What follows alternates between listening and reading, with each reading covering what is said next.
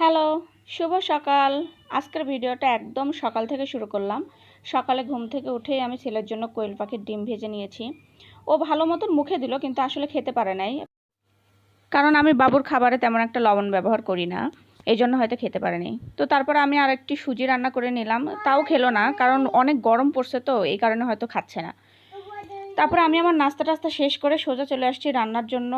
অল্প পরিমাণে একটু মুরগি আছে ফ্রিজে, সেটাই রান্না করব। তো আলু পেঁয়াজ কেটে নিলাম। এরপরে আমি আমাদের বাড়ির চাল খাই, তো বাড়ির চাল একটু ভালো করে ধুইতে হয়, না হলে আবার ভিতরে তুষ তুষ থাকে।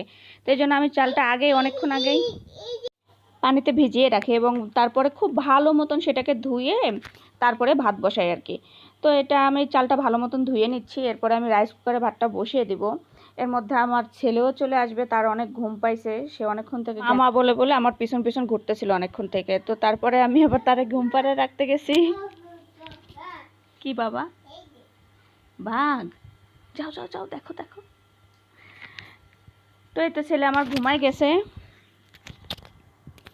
তারপরে আমি আবার রান্নার বাদ বাকি যে কাজটুকু আছে সেগুলো সেরে নেব। মাংস আমি বেশ ভালো মতনই ধুয়ে পরিষ্কার করে রেখে গেছিলাম, সেটাতে আমি একটু লবণ আর যে লেবুর রস মাখিয়ে রাখলাম কিছু সময়।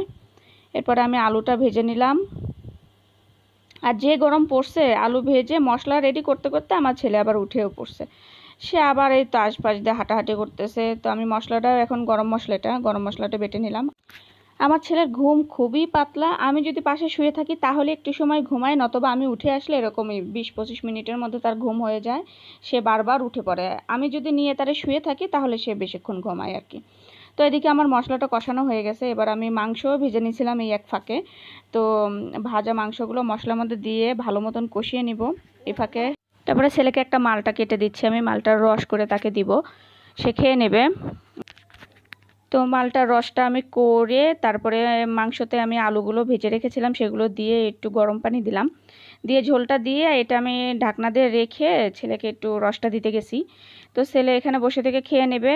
এরপরে আমি অনেক কাজবাজ শেষ করছি আর কি, রান্না বান্না সমস্ত কিছু করার পরে আমার অনেক ক্ষুধা লাগছে। পরে আমি খাওয়া দাওয়া করছি, খাওয়া দাওয়া শেষ করে আমি ঘর দুয়ার সব কিছু গুছিয়ে তারপরে আমি স্নানে যাব। এই তো সব কিছু ক্লিন করছি একদম। আজকে থেকে আমার বাচ্চাদের পড়ানোর কথা ছিল, কিন্তু তারা বেশিরভাগ বাচ্চারাই মানে গ্রাম থেকে এখনও আসে নাই। আর যে দুইজন আছে ঢাকাতে তাদেরও কোনো খোঁজখবর নাই। ফোন করছিলাম আমি, কিন্তু আসে নাই কেউই আজকে। তো পড়ানোর জন্যই আমি আরও তাড়াহুড়ো করে 3টার মধ্যে সব কিছু গুছিয়ে ফেলছি। তারপরে চান করছি, চান করে এই যে পূজার কাছে চলে আসছি। এবার যাচ্ছি একটু বেলকুনিতে। আমার ছেলে তো সবসময় জন্য আমার আগে আগেই থাকবে। তুলসীর ফুল নিতে যাচ্ছে, সে আগে যাবে, সে ছিঁড়বে, এরকম একটা ব্যাপার। তারপরে এই তো তুলসীর পাতা নিয়ে চলে আসছি। এসে ভগবানকে একটু প্রসাদ দিলাম।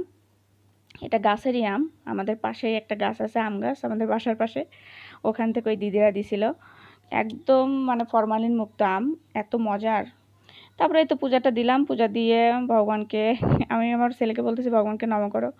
সে সুন্দর নম করা শিখে গেছে এখন। মোবাইলের দিক তাকিয়ে সে এখন আবার বাইরে বলে। আর ভয়েস দেওয়ার সময় যে তার কত কথা, সে সবাইকে টাটা করে দিচ্ছে। এই তো আজকের মতন ভিডিওটা এখানেই শেষ করলাম। আশা করছি সবার ভালো লাগবে। ভালো থাকবেন সবাই। Take care, tata, bye bye. কি তুমি টাটা বলবে?